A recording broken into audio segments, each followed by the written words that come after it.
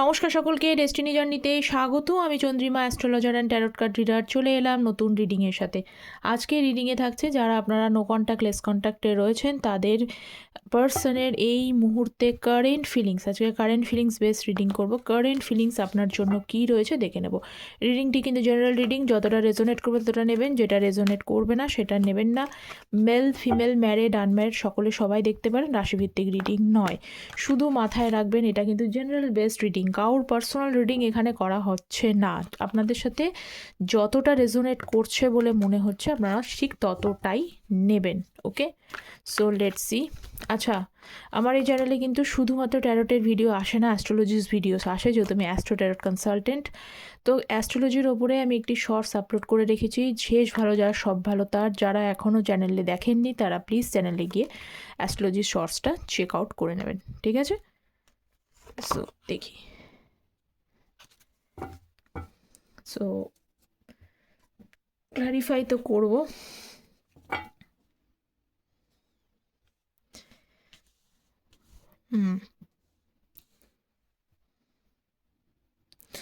Okay fine. তো আজকে যে আগে কার্ডগুলো বলি সেটা হলো জেমিনি, লিব্রা, অ্যাকুয়ারিয়াস, মিথুন, তুলা, কুম্ভ রাশি থেকে যারা বিলং করছেন তাদের জন্য ভার্গো কন্যা রাশি, ক্যান্সার, স্করপিও, পাইসেস, কর্কট, বৃশ্চিক, মীন রাশি, টরাস, ভার্গো, ক্যাপ্রিকন, বৃষকন্যা, মকর রাশি। এই সাইনগুলো আজকে হাইলাইটেড হয়েছে, ঠিক আছে? আর এছাড়া রয়েছে 7, 3, 11, 8 অ্যান্ড 13 অ্যান্ড 4 এই নাম্বারটা ইম্পর্ট্যান্ট রয়েছে। এই নাম্বারগুলো আজকে আপনাদের রয়েছে, কিন্তু এটা যেহেতু এনার্জি বেসড রিডিং, এনার্জি কতটা ম্যাচ করছে সেটা দেখে নেবেন। আর বারবারই বলছে এটা জেনারেল কালেকটিভ রিডিং, ঠিক আছে? যতটা রেজোনেট করছে ততটাই নেবেন। এমনটা নয় যে পুরোটাই রেজোনেট করবে, এমনটাও নয় যে মানে কিছুটা করতেও পারে কিছুটা নাও করতে পারে। তবু জেনারেল রিডিংয়ের ওপরে বেস করে আপনারা কেউ পার্সোনাল ডিসিশানস নেবেন না, এটা কিন্তু ঠিক নয়। আপনারা জাস্ট এটা জেনারেল রিডিংটা একটা হেল্পিং, কিন্তু কখনো ডিসিশনস নেওয়ার ক্ষেত্রে কিন্তু জেনারেল রিডিং কখনোই হেল্পিং হ্যান্ড হতেই পারে না। ওকে, তো আপনারা প্লিজ কাইন্ডলি দয়া করে পার্সোনাল গাইডেন্স নেবেন, তাতে আপনাদের হেল্প হবে। পার্সোনাল গাইডেন্সের জন্য আপনারা যে কোনো বিষয়ে পার্সোনাল গাইডেন্স নিতে পারেন, শুধু যে লাভ লাইফই নিতে হবে এমন কোনো কথা নেই। কেরিয়ার, হেলথ, এডুকেশন, ম্যারেজ, যে কোনো বিষয়ে পার্সোনাল গাইডেন্স নিতে পারেন। পার্সোনাল গাইডেন্সের জন্য আমি কিন্তু অ্যাস্ট্রো ট্যারোটকে প্রেফারেন্স দিই। কোনো এনার্জি শিফট হয়ে যাবে এমন কোনো ব্যাপার নেই, আমি অ্যাস্ট্রোলজি প্রেফারেন্স অলওয়েজ থাকে আমার জন্য। আর তার জন্য আপনারা প্লিজ কমেন্ট সেকশনটা চেক করবেন। কমেন্ট সেকশনে পিন পোস্টে মেল আইডি দেওয়া থাকে, আমার চ্যানেলের নামে মেল আইডি দেওয়া থাকে, অথবা ভিডিওর কমেন্ট সেকশনটা, ভিডিও ডেসক্রিপশন বক্স চেক করবেন, সেখানে মেল আইডি পোস্ট করা থাকে, কোনো রকম নাম্বার নেই। আপনারা জাস্ট মেলে গিয়ে কম্পোজ মেলে ক্লিক করবেন, সেখানে গিয়ে পার্সোনাল কনসালটেশন নিতে চাইছেন আমার চ্যানেলের নামটা দিয়ে দিলেই আপনারা কিন্তু পেয়ে যাবেন। শুধু জাস্ট মেল আইডিটা চেক করে নেবেন, এটাই বলবার। সো ফার্স্ট কার্ডটা এসছে হচ্ছে 7 অফ সোর্সের কার্ড। দেখে নিই কি আছে। 6 অফ পেন্টিকলস, ডেথ। ওকে, দেখুন আপনার পার্সন, এখানে আমি দুটো জিনিস বলবো। এক নম্বর হচ্ছে যে আপনাদের এখানে আজকের যে রিলেশনশিপটা, মানে আজকের যে রিডিংটা দেখতে পাচ্ছি সেখানে হাইলি এখানে শো করছে, মানে হাইলি শো করছে এখানে কিন্তু আপনাদের মধ্যে আজকে যে আপনারা পরিস্থিতিতে দাঁড়িয়ে রয়েছেন, নো কন্ট্যাক্ট জোন। এমনকি অনেকে জানেন এখানে রিলেশনশিপ শেষ হয়ে গেছে, মানে হয়তো রিলেশনশিপ এগোবে কিনা এটা হয়তো ধারণা নেই, এরকম একটা পরিস্থিতি। তবুও মানুষের মন মানে না, আপনারা দেখতে আসছেন। কিন্তু এরকম একজন কিছু মানুষ রয়েছে, এবং সবারই তো এনার্জি এখানে কিছু না কিছু পিক হয়, তো সেটা আমাকে বলতে হবে। তো সেইটাই বলছে যে কিছু না কিছু মানুষ এরকম শেষ হয়ে গিয়েছে, তবুও কিছু মন মানে না, দেখতে আসেন, এরকম ব্যাপার।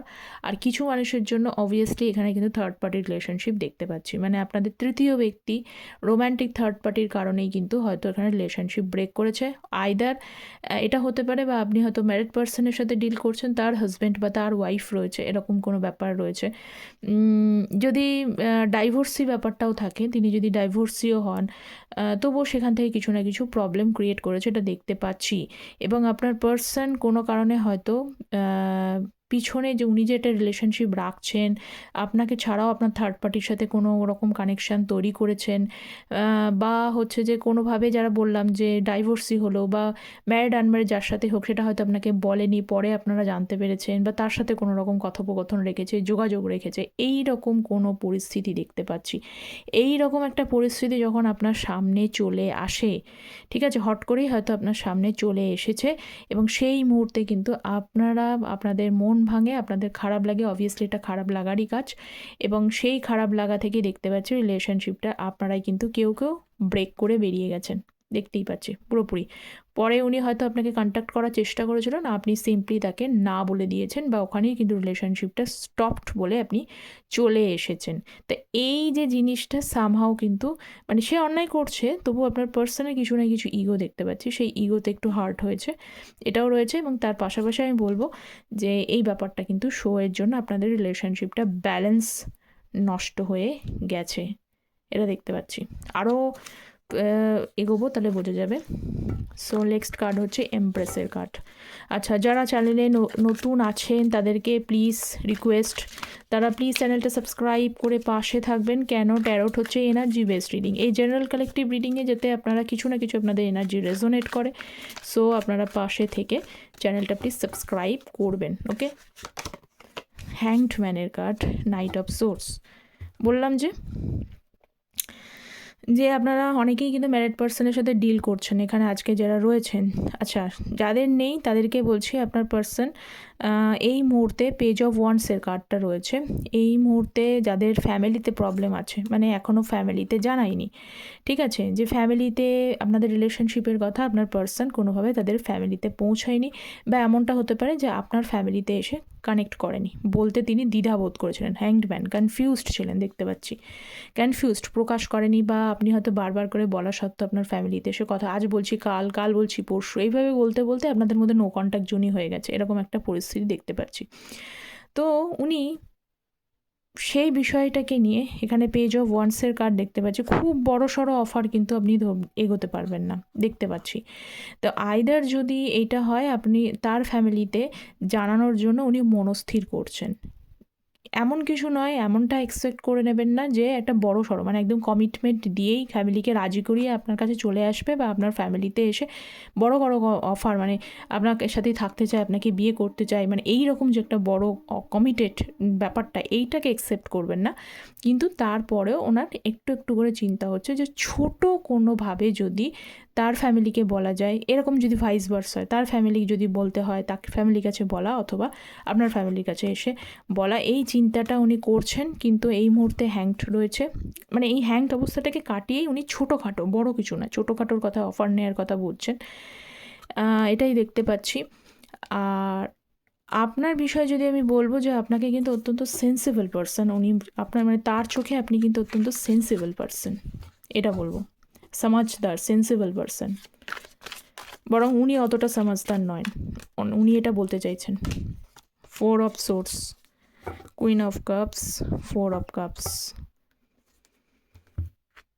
ওকে, 10 অফ কাপস। দেখুন, আমি একটু আগে বললাম না যে যাদের রিলেশনশিপটা ফ্যামিলিতে বলতে পারেনি, বলার জায়গায় গিয়ে অসুবিধা হচ্ছে, এবং সেই জন্যই উনি কিন্তু একটু কনফিউশন ক্রিয়েট করছে যে বলবো কি বলবো না, অফারটা করা উচিত না করা উচিত, উনি এইটাই কিন্তু ভাবছে। 4 অফ সোর্স মানে ওভার থিঙ্কিংয়ে এনার্জি, এবং ভীষণভাবে একা বাড়িতে বসে বসে শুয়ে শুয়ে যখন যেটুকু টাইম পাচ্ছে শুধু ভেবেই চলেছেন, ভেবেই চলেছেন, ভেবেই চলেছেন। কী ভেবে চলেছেন?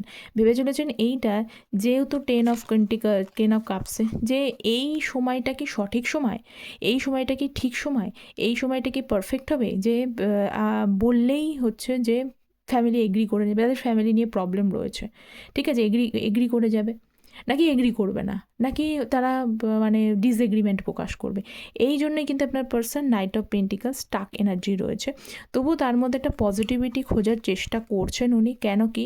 কারণ বললাম যে আপনাকে সেন্সিবল মনে করে, আপনার সাথে যে মানে রিলেশনশিপটা উনি না কাটিয়েছেন, সেটা কিন্তু সামহাও আমি বলবো অন্য মানে ওনার যদি আপনি ছাড়াও এর আগে যদি কোনো রিলেশনশিপ থাকে, সেটা ব্রেক হয়ে আপনার সাথে রিলেশনশিপ গড়েছে, সেখান থেকে আপনি যে কিছুটা ডিফারেন্ট, আপনি যে কোথাও ইউনিক, আপনার সাথে যে মুহূর্তগুলো স্পেন্ড করেছিলেন, আপনি যেভাবে তার প্রতি ইমোশনাল কেয়ার আন্ডারস্ট্যান্ডিং দেখিয়েছেন, সেটা কিন্তু সামহাও